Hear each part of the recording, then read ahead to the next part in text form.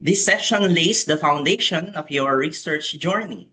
Research may seem intimidating, especially for beginners, but today we will see that research is a skill that can be learned, developed, and eventually mastered through practice and guidance. Next slide.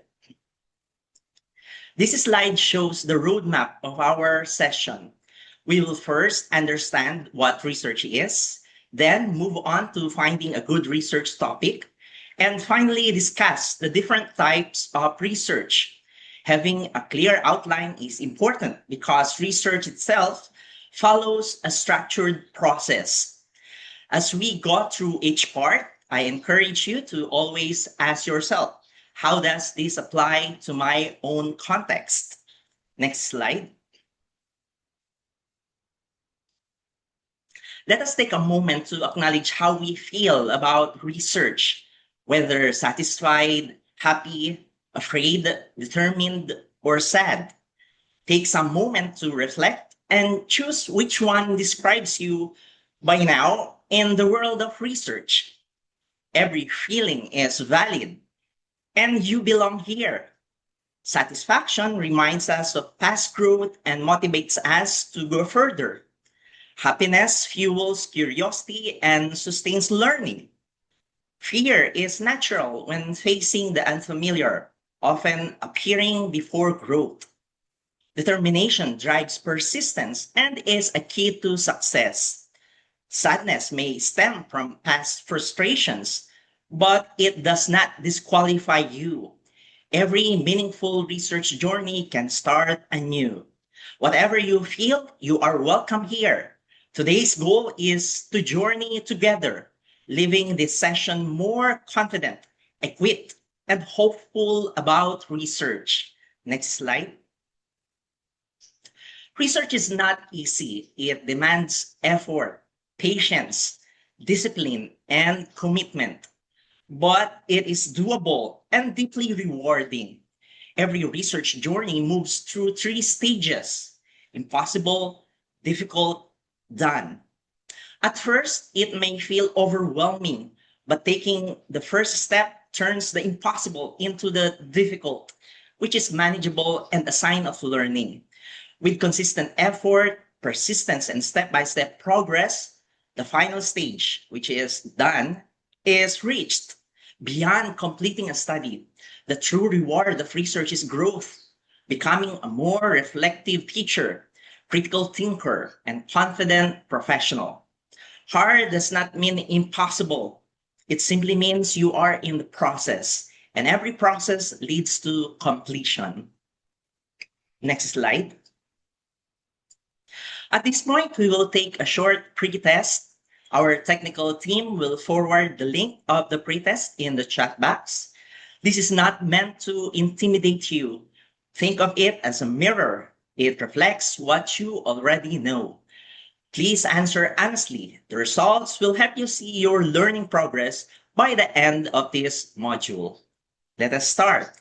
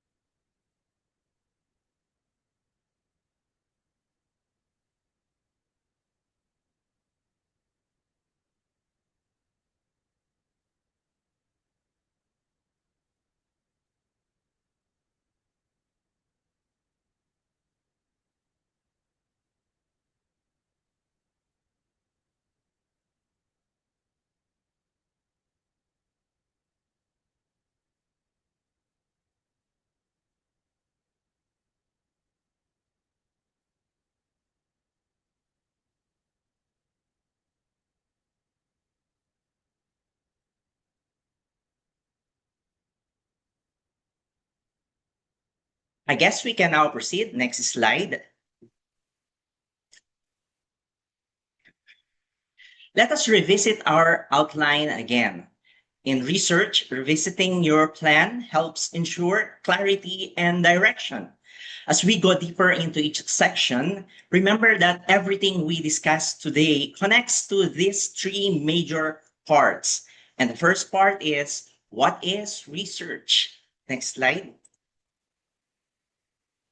Research is a systematic and intentional process that follows clear steps, from choosing a topic to gathering and analyzing data and drawing conclusions. It helps us explore and understand real life phenomena, generate new knowledge, and move from assumptions to evidence. In education, research enables teachers and leaders to make informed, evidence based decisions, improving instruction, policies, and outcomes for learners. Next slide. Albert Einstein said, not everything that counts can be counted, and not everything that can be counted counts.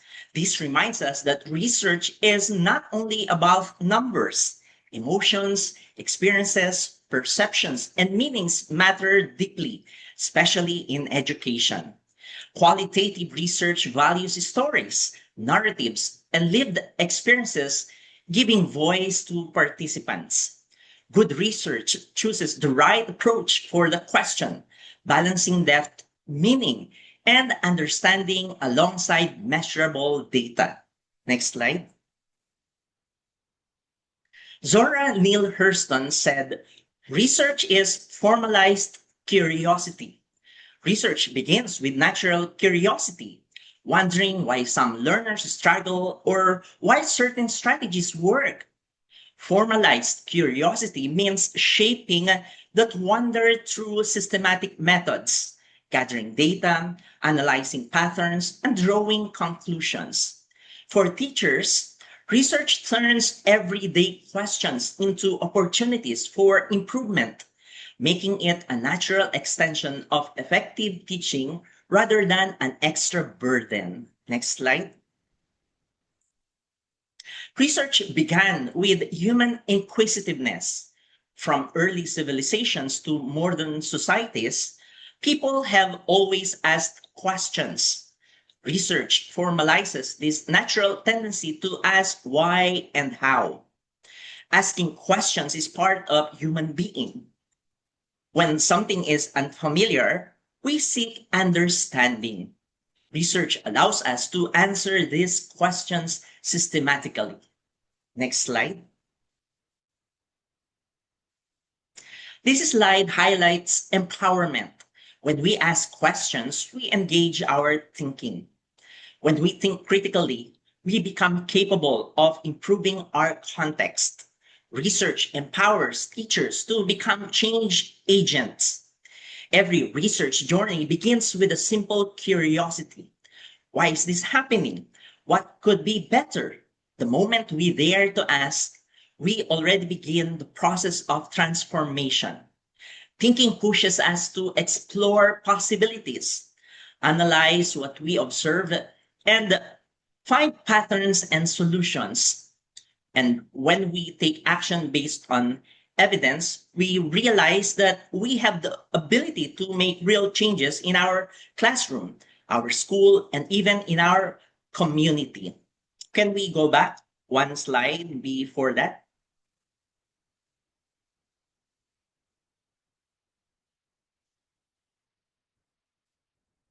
Can we go back to the previous slide? Thank you. We ask, we think, we can reminds us that research is not only about knowledge, it is about empowerment. As long as we are willing to ask and think, we will always have the power to do and to improve. Next slide.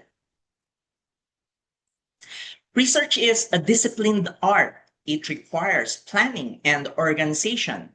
You cannot simply jump into data collection. You need a roadmap, your research design.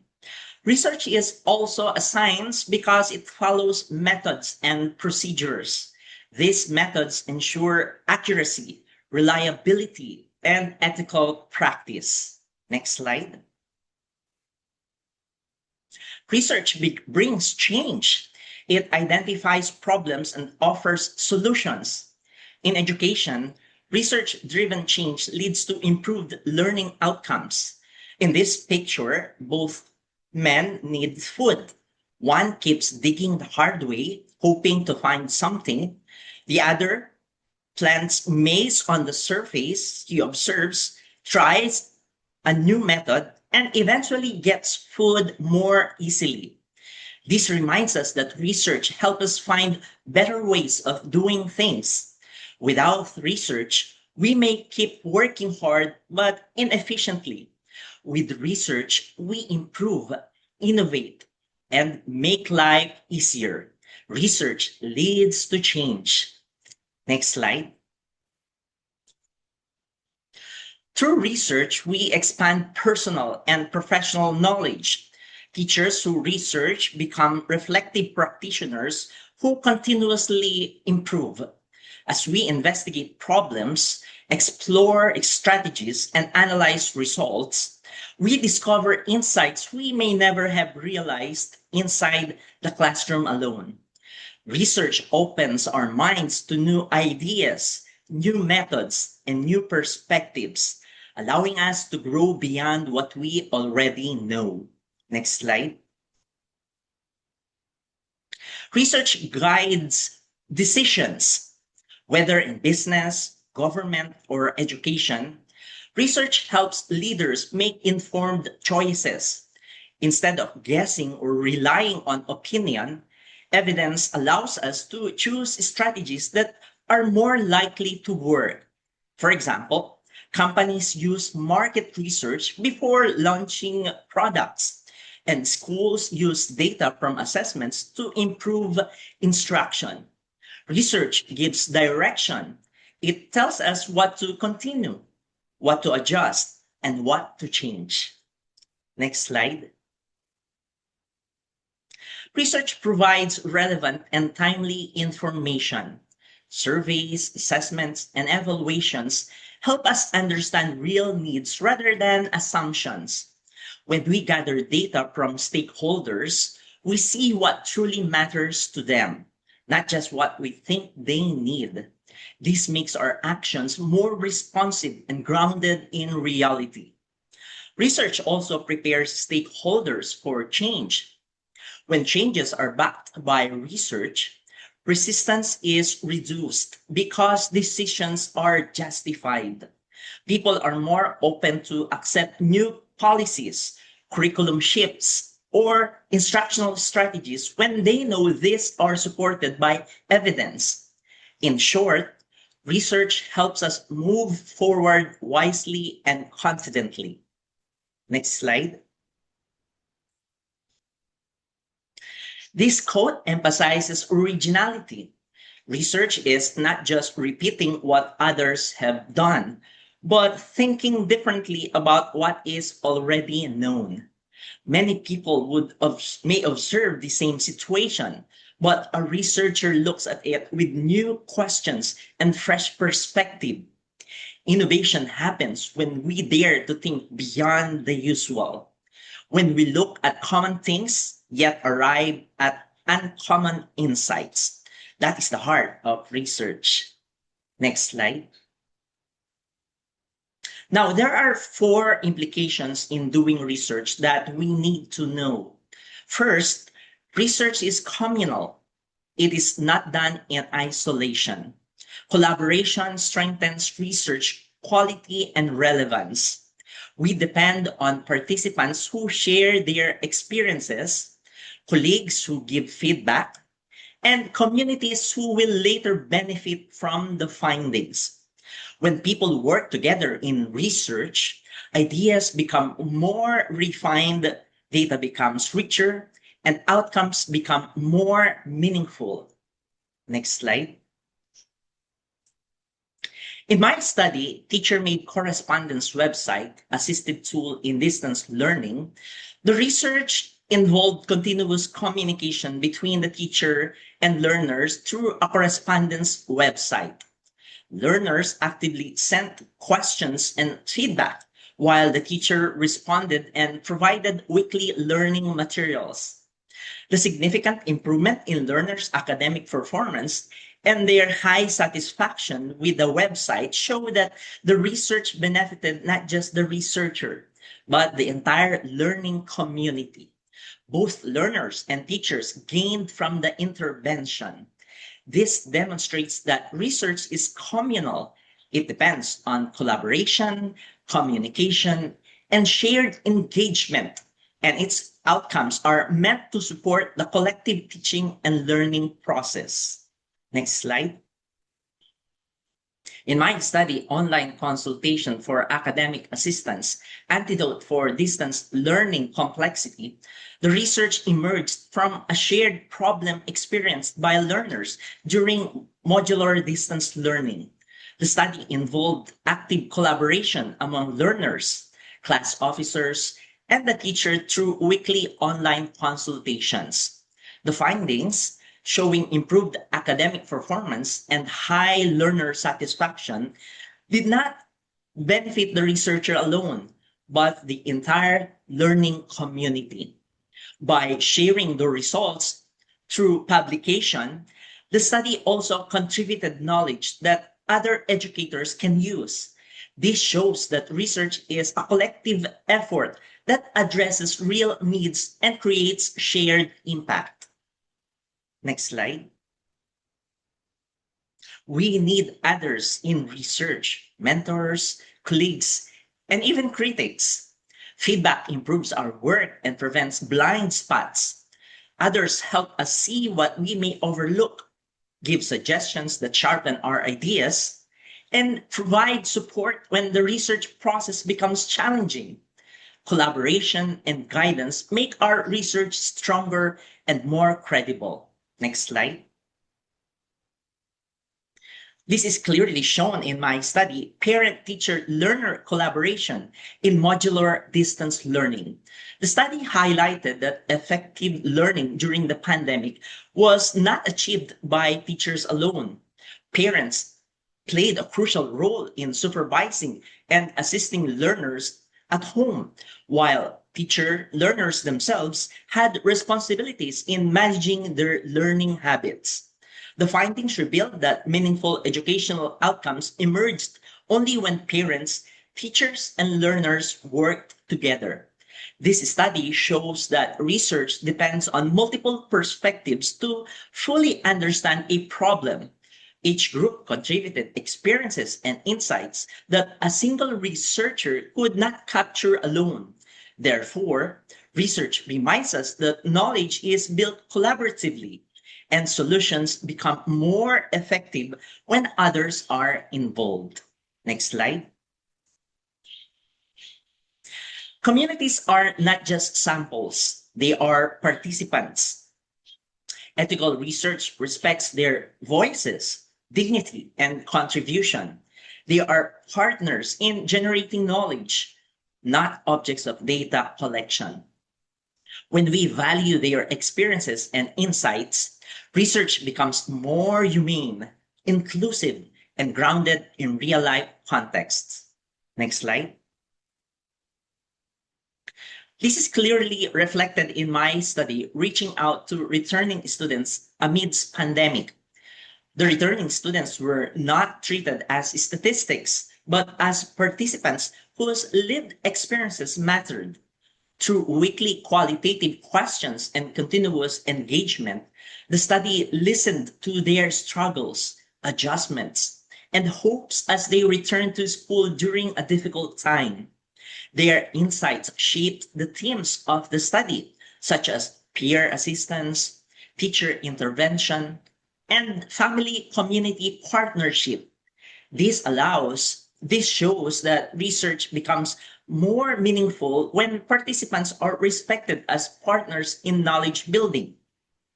When communities are treated as participants rather than mere samples, research becomes more ethical, humane, and impactful. Next slide. In my study, Homeroom Symposium and Calamity Response Level of Senior High School Learners, the learners were not viewed simply as numbers to be compared or measured. They were individuals experiencing real calamities and disruptions in their lives. Through homeroom symposia that addressed non-academic but life-related concerns, learners were given space to reflect, respond, and grow. Their responses shaped the understanding of how learners cope, reach out to others, continue studying, and maximize their time during crisis. The findings and recommendations were grounded in their actual experiences and needs. This study shows that when learners are treated as participants whose voices matter, research becomes more humane, ethical, and responsive to the realities of the community it serves. Next slide. Critic is not a personal attack. It is essential for improvement.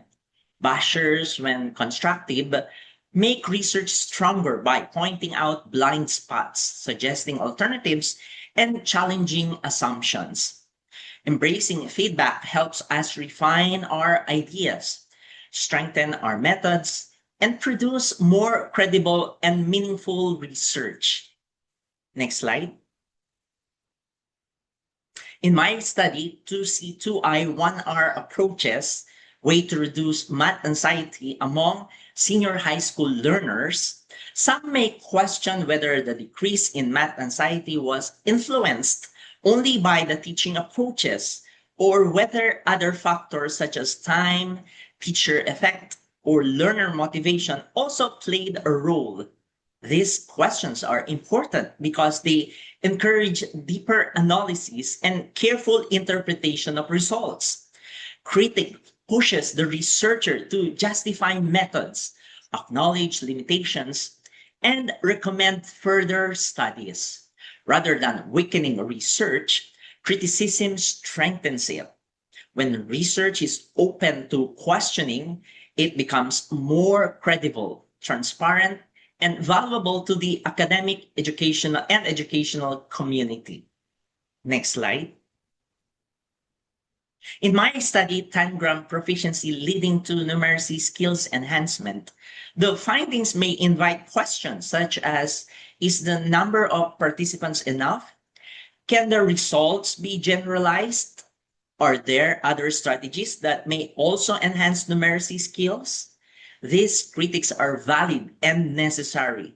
They push the researcher to acknowledge limitations, clarify claims, and suggest directions for future studies. Critic ensures that research remains honest, rigorous, and credible. Without critics, research becomes weak and unquestioned. With critic, research improves, becomes more refined, and contributes more meaningfully to knowledge and practice. Next slide.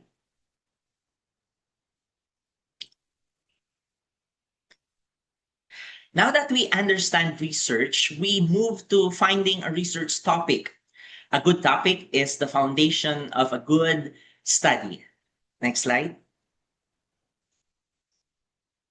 Selecting a topic involves interest, relevance, and gaps in knowledge. A topic should matter to you and to others. A topic must be feasible. You can ask, can I do this with my available time, resources, and skills? And it must also be significant. Next slide. There are 4 key steps in developing a research topic. These steps help narrow ideas into a focused research question. Next slide.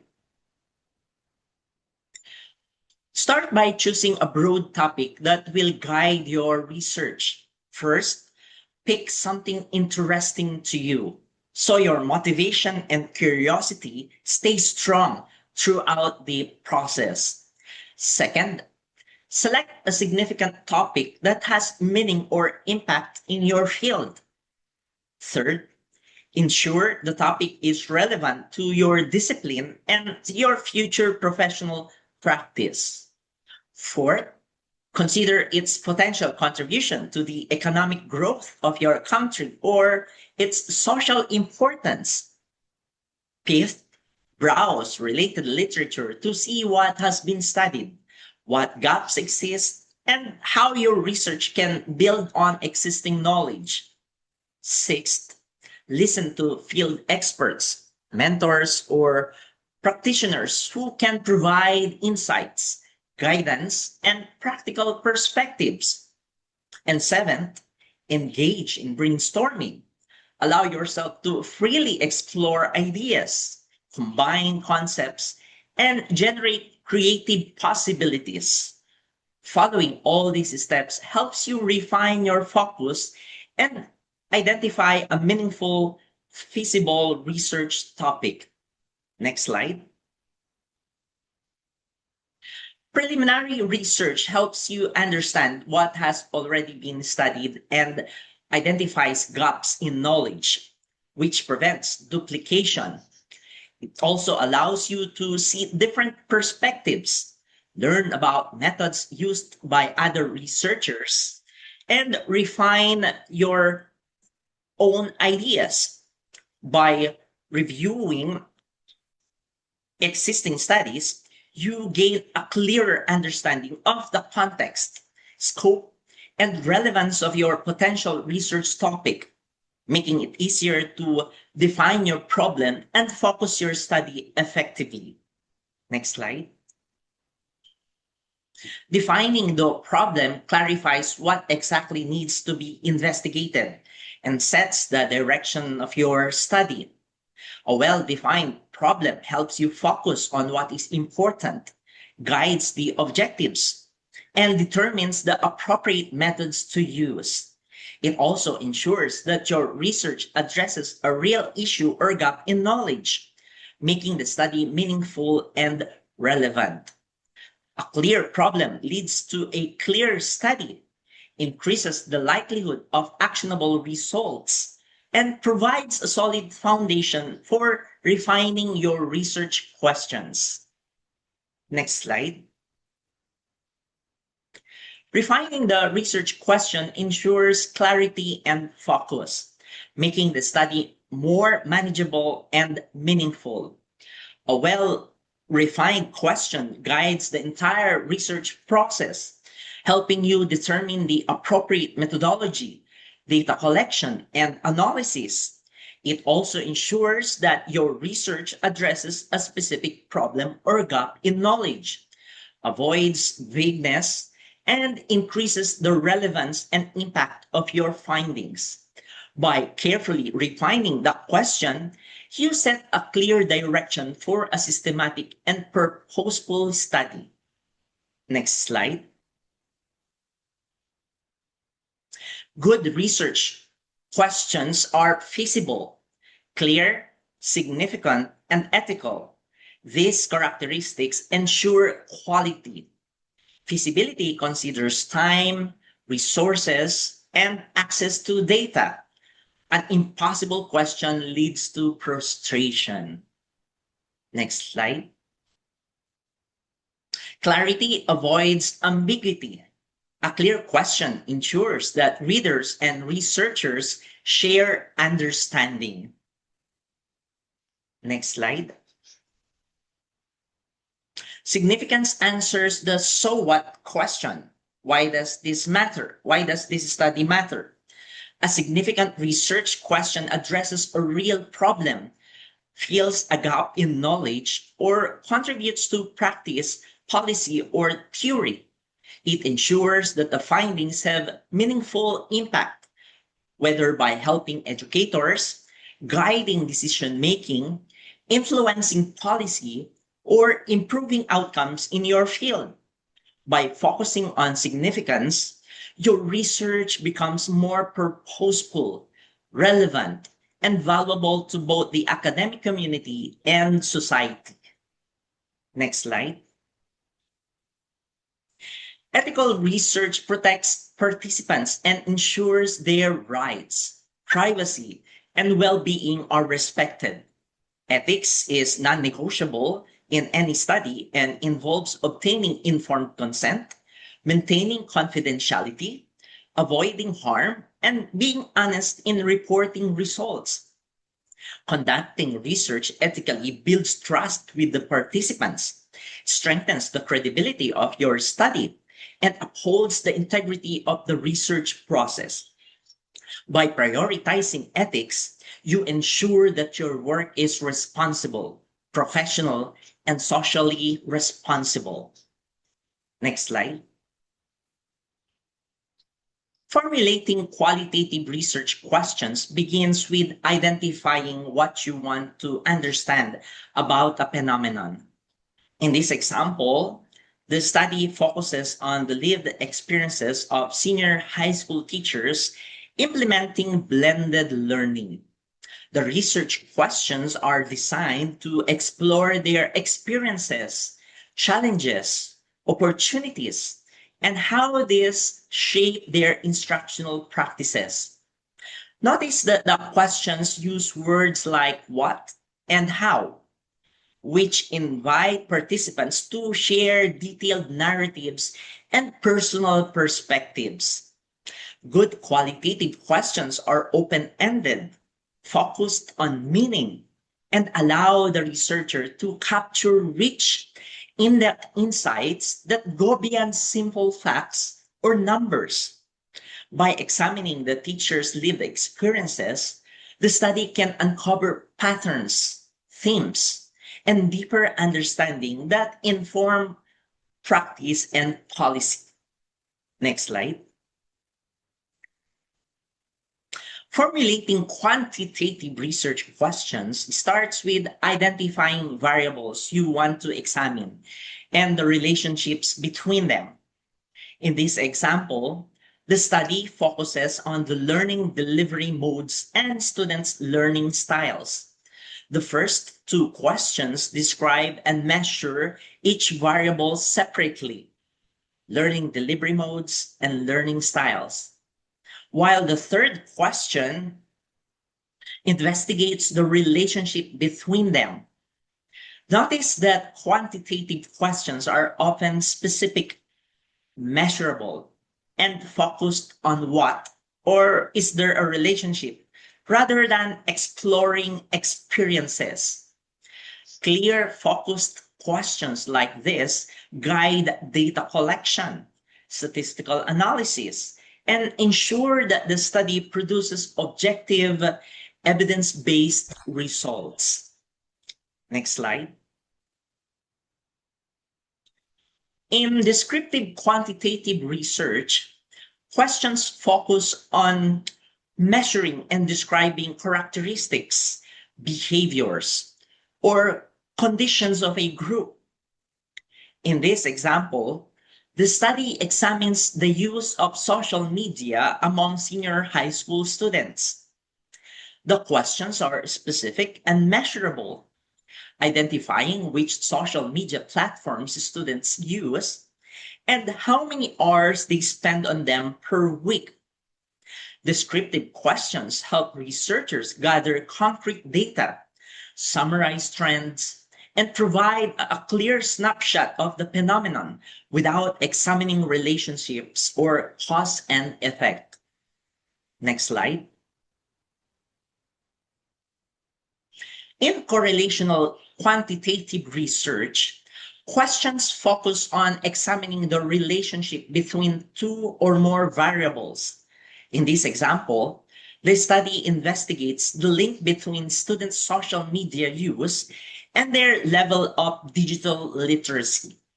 The questions ask whether the number of hours spent on social media or the type of platforms used is significantly related to students' digital literacy. Correlational questions are measurable and focused on determining associations, helping researchers understand patterns and potential connections between variables without implying causation. Next slide. In ex post facto research, questions focus on examining differences or effects of pre-existing conditions or characteristics on an outcome. In this example, the study looks at how students' family background, cultural and educational, relates to their digital literacy levels. The research question asks whether differences in family background are associated with differences in students' literacy. Such questions are measurable, focused, and allow researchers to analyze the impact of variables that cannot be manipulated experimentally, providing insights into natural variations and influences. Next slide. In experimental and quasi-experimental research, questions focus on determining the effect of an intervention or treatment on an outcome. In this example, the study examines whether remedial sessions affect elementary students' academic performance. The research question asks if there is a significant difference in post-test scores between the control and experimental groups. These questions are measurable, focused, and designed to test causality or the impact of specific interventions, guiding the researcher in planning the experiment, selecting groups, and analyzing results to determine effectiveness. Next slide.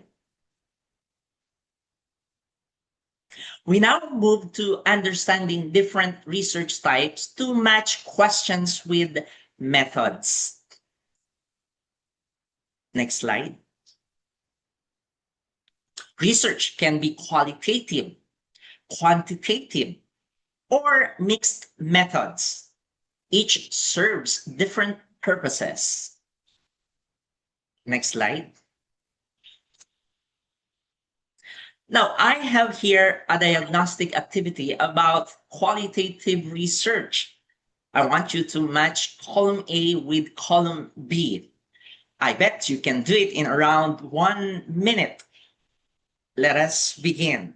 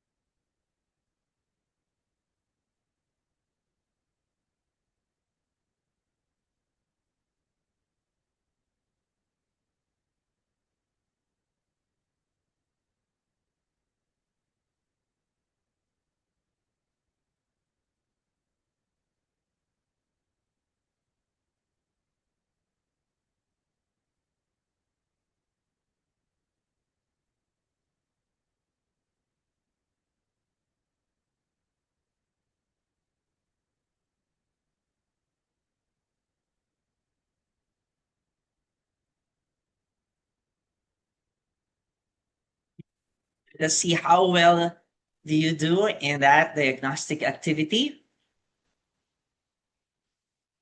Next slide. If your eyes are quick a while ago, you might have seen the answers. Discovering a new theory, that's C, and that is grounded theory. Providing meaning to people's experiences, that's A. Phenomenology. Studying a particular cultural group, that's B. Ethnography. Investigation of a person, group, organization, or situation for a long period of time, that's D. Case study. Explaining the connection of the past to the present time, that's F. Historical analysis. Analysis of the substance or content of the communication, that's E. Content and discourse analysis. Is there someone who got perfect score in this diagnostic activity? Next slide. Qualitative research includes phenomenology, ethnography, grounded theory, case study, content and discourse analysis, and historical analysis. Next slide. Phenomenology studies lived experiences and meanings. The study presented on the slide is qualitative in nature because it aims to explore and understand the lived experiences of former ALS or Alternative Learning System students in Nacarlan, Laguna. Unlike quantitative research, which focuses on numbers and statistical analysis, qualitative research seeks in-depth insights into human experiences, perceptions, and meanings. Specifically, this study follows a phenomenological approach, which is designed to capture and describe the essence of experiences as lived by individuals. In this research, the focus is on understanding how former ALSI students navigated challenges and achieved college success, uncovering the subjective meaning and significance of their educational journey. By collecting narratives through online surveys and follow-up inquiries, the study identifies patterns and themes that reflect the struggles, coping strategies, and motivations of ALS graduates. This phenomenological perspective allows the researcher to highlight the shared and unique experiences of participants, giving voice to their stories and providing insights that can inform educators, policymakers, and future learners. Next slide. Ethnography studies cultures, groups, and social practices. It seeks to understand how a particular cultural or social group goes about their daily lives, including their organizational setup, routines, interactions, beliefs, and lifestyle. By observing and describing these patterns, ethnography provides deep insights into the norms, values, and behaviors that shape groups' experiences. Next slide. Grounded theory develops theory based on data. The study presented is qualitative because it seeks to understand the experiences, perspectives, and practices of various stakeholders in the education sector rather than focusing on numerical data. Specifically, it uses a grounded theory approach, which is designed to develop a theory or a conceptual framework grounded in the data collected from participants. In this research, the focus is on the role of parents, community officials, and non-government organizations in mitigating the effects of the pandemic on education. Through semi-structured interviews and thematic analysis, patterns and recurring strategies emerged, allowing the researchers to construct a theoretical understanding of how community and stakeholder collaboration supports learners' educational recovery. This approach emphasizes theory building from real-world experiences, providing actionable insights for educational policy and practice. Next slide. Case study investigates a case deeply over time. The study presented is qualitative because it focuses on understanding the experiences, motivations, and challenges of adult learners rather than measuring variables numerically. Specifically, it employs a case study approach, which involves an in-depth exploration of a specific instance or phenomenon within its real-life context. In this research, the cases are two adult women, Narcissa and Dahlia, whose educational journeys through the Alternative Learning System, or ALS, are examined. By closely studying their experiences, the research captures the dynamics of andragogical principles, lifelong learning, and personal transformation, highlighting how flexible learning support systems and individual strategies contributed to their success. This approach allows for rich, detailed insights that can inform adult education practices and policies. Next slide. Content and discourse analysis analyzes text, language, and communication patterns. The study shown is qualitative because it explores and interprets textual data from existing literature rather than collecting numerical data. Specifically, it uses context and discourse analysis, which involves systematically examining texts to identify patterns, themes, and meanings within a specific topic. In this research, the literature on the rhyme house strategy was analyzed to understand its effectiveness in enhancing phonological awareness and early literacy skills. By synthesizing findings from multiple empirical studies, the research identifies key benefits, instructional strategies, and practical implications, providing a comprehensive understanding of how the rhyme house approach supports learners' phonological development. This method allows the researcher to draw meaningful conclusions and recommendations based on the patterns observed across different studies. Next slide. Historical analysis examines past events to understand the present. This example of study presented is qualitative because it seeks to understand the foundations of localized and contextualized teaching in Nakarlan through the perspectives of experienced teachers rather than through numerical data. It makes partial use of historical analysis, which involves examining past events, traditions, and local developments to provide context for effective teaching practices. Specifically, historical analysis was applied to understand the roots, traditions, beliefs, and evolution of Nagkarlan, helping teachers appreciate local culture and community practices. This allows the study to demonstrate how contextualization in teaching can be grounded in local history, making lessons more relevant, meaningful, and effective for learners. The research does not rely entirely on historical analysis. Rather, it integrates this approach as one component to inform strategies for localized and contextualized instruction. Next slide. This time, I have here a diagnostic activity about quantitative research. Match column A with column B. I believe that you can do it in around 1 minute. So let's begin.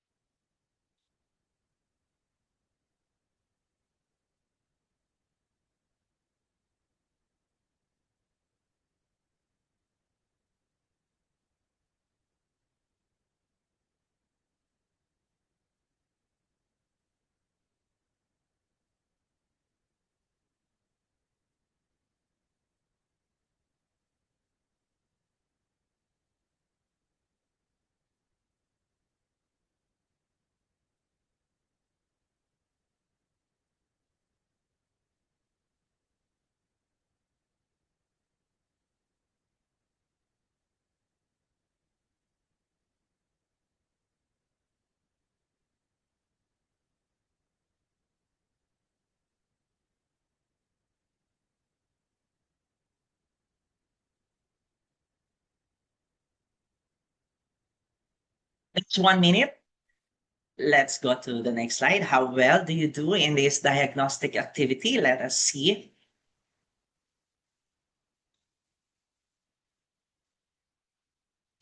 Next slide.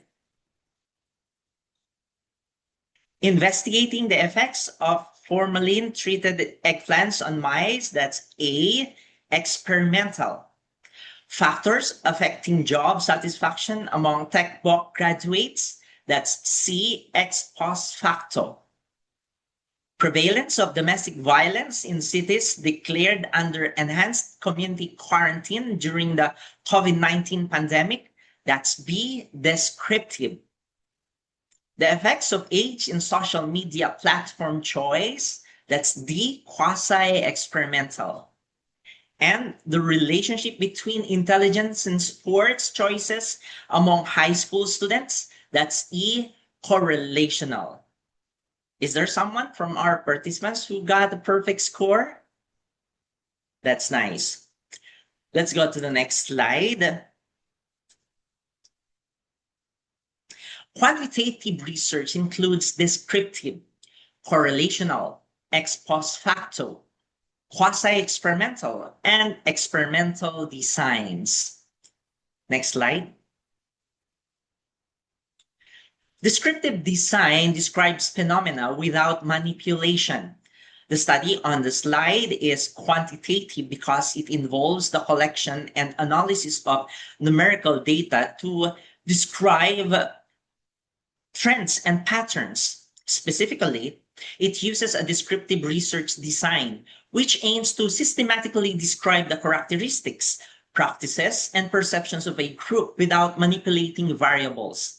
In this research, 80 grades 4 to 6 English teachers were surveyed to examine their code switching practices, purposes, and perceived barriers in multilingual classrooms. By summarizing the frequency, types, and strategies of code switching, the study provides an overview of current practices and identifies areas for improvement, offering evidence-based recommendations to enhance classroom communication and structural effectiveness. Next slide. Correlational design examines relationships between variables. The study shown is quantitative because it involves the collection and analysis of numerical data to examine relationships among variables. Specifically, it uses a correlational research design, which aims to determine the existence, strength, and direction of relationships between two or more variables without manipulating them. In this research, the study explored the relationships between students' learning styles, academic performance, and grit levels.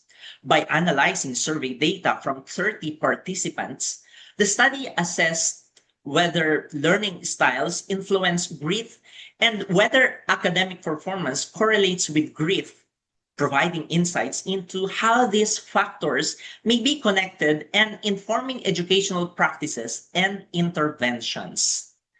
Next slide. Ex post facto investigates causes after events. The study displayed on the slide is quantitative because it involves collecting and analyzing numerical data to examine relationships between variables. Specifically, it uses an ex post facto research design, which investigates possible causes or relationships after the events have already occurred, without manipulating the variables. In this research, the study explored the relationship between learners' science performance, family profiles, and grit levels, examining whether family factors influenced grit and academic outcomes. By analyzing survey data from 133 grade 11 learners, the study identifies patterns and associations among variables to provide insights into factors affecting learners' passion, perseverance, and science performance. Next slide. Quasi-experimental examines cause-effect without random assignment. The study given as example is quantitative because it involves the collection and analysis of numerical data to determine effectiveness of an intervention. Specifically, it uses quasi-experimental design, which tests causal relationships without full randomization, often employing existing groups for comparison. In this research, the study examined the impact of teacher-made brochures on grade 11 learners' performance in GenMath and statistics by comparing controlled and experimental groups under different conditions. Through quiz scores and survey feedback, the study assessed how providing brochures either on the day of discussion or beforehand influenced comprehension, preparation, and academic performance, providing evidence of the brochure's effectiveness as a teaching tool. Next slide.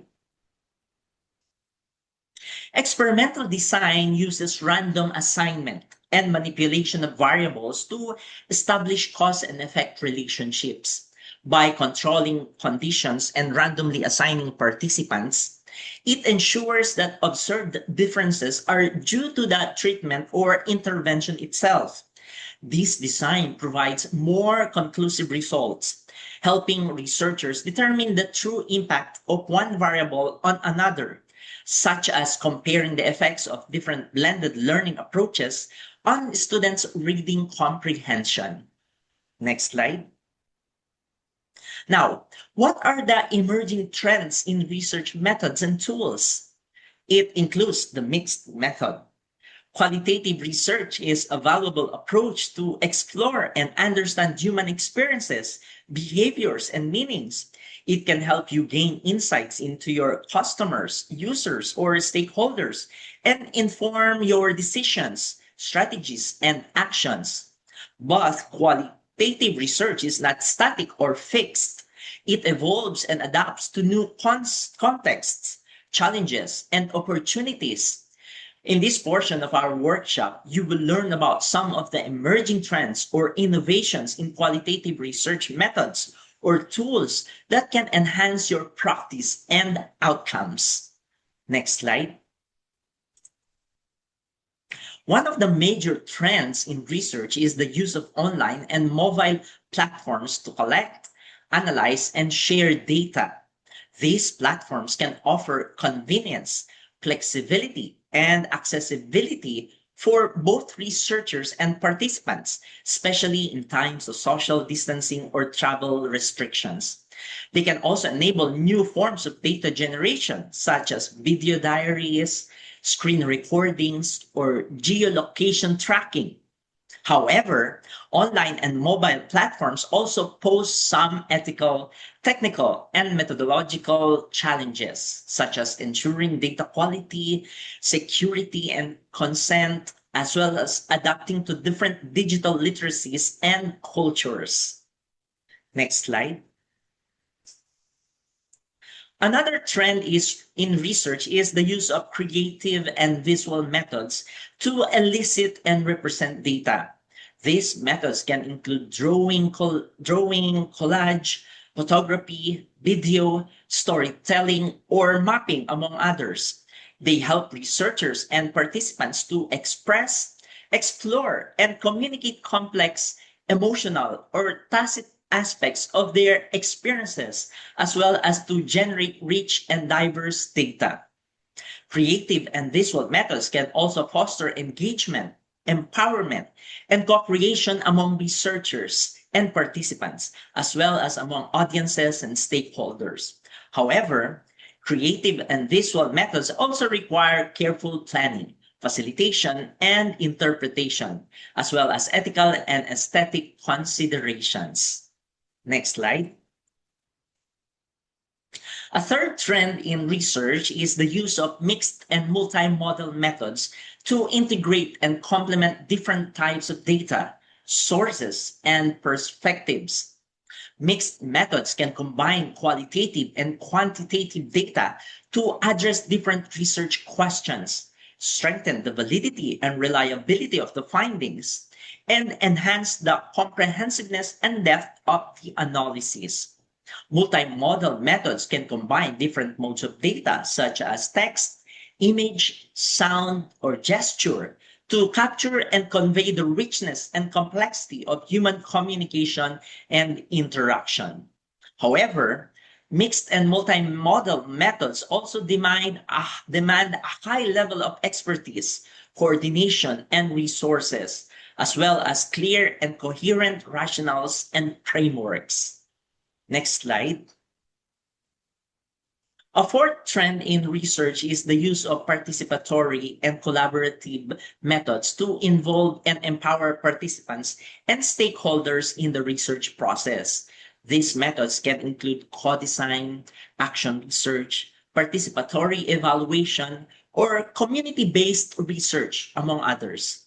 They can help researchers and participants to co-create knowledge, solutions, or change based on their needs, values, and experiences. Participatory and collaborative methods can also foster trust, reciprocity, and social impact among researchers and participants, as well as among wider communities and societies. However, participatory and collaborative methods also entail ethical, political, and practical challenges, such as managing power relations, expectations, and conflicts, as well as ensuring quality, rigor, and sustainability. Next slide. A fifth trend in research is the use of reflexive and critical methods to examine and challenge the assumptions, biases, and implications of the research process and outcomes. These methods can include reflexivity journals, critical discourse analysis, or feminist or decolonial approaches, among others. They can help researchers and participants to acknowledge and address the influence of their positions, perspectives, and values on the research, as well as the potential impact of the research on the participants, the context, and the knowledge. Reflexive and critical methods can also promote ethical, responsible, and transformative research practices and outcomes. However, reflexive and critical methods also require a high level of awareness, openness, and humility, as well as the willingness to question and change one's own beliefs and actions. Next slide. Before we close, let us take a quick look back at our outline. I guess there is a slide before that.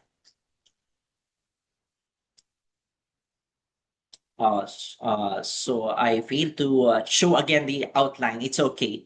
Can we go to the next slide? So if we look back at our outline, we can see how far we have come. First, we defined what research is, its purpose, importance, and how it expands knowledge and solves real-world problems. Second, we learned how to find a research topic, starting from a broad idea down to crafting meaningful and relevant research questions. And third, we explored the types of research, both qualitative and quantitative, and how to choose the design that best fits our study. With these foundations, you are now equipped with the essentials to begin your own research journey with clarity and direction. We now synthesize what we have learned. Research advances knowledge and solves problems. Proper preparation, including choosing a meaningful topic and formulating clear, significant, and ethical questions, ensures that our studies are focused and impactful.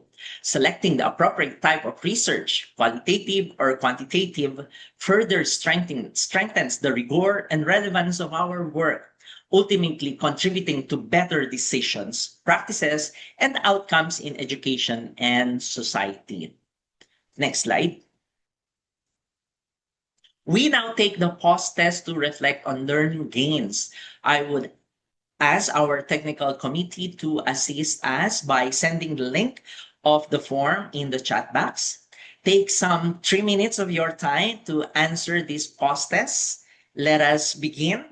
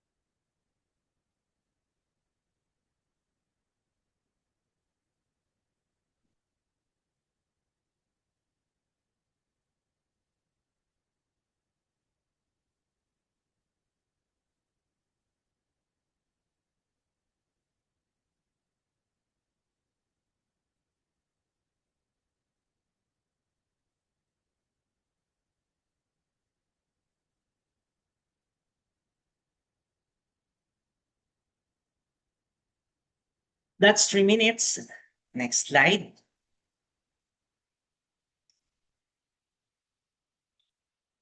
The module output helps you apply today's learning.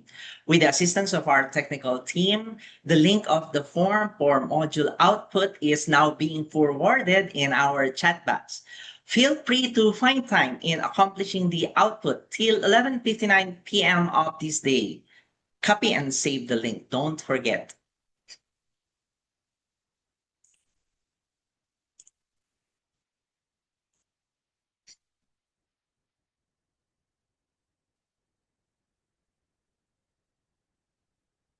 Next slide. Research allows us to leave lasting imprints in education and society. This statement highlights the dual impact of educators' work. Just as effective and efficient teaching leaves lasting impressions on learners' lives, conducting research conscientiously and collaboratively leaves meaningful contributions to the broader field of education and society. In essence, both teaching and research serve as ways for educators to create positive, enduring influence, one on individuals and the other on the collective knowledge and progress of the community. Last slide. Thank you very much. I encourage you to begin your research journey with confidence and purpose. I also extend my sincere gratitude to the International Institute of Knowledge Management for making me part of this exciting initiative. Lastly, thank you to all of you for your active listening and participation. It truly made this session meaningful and engaging. Good day and God bless.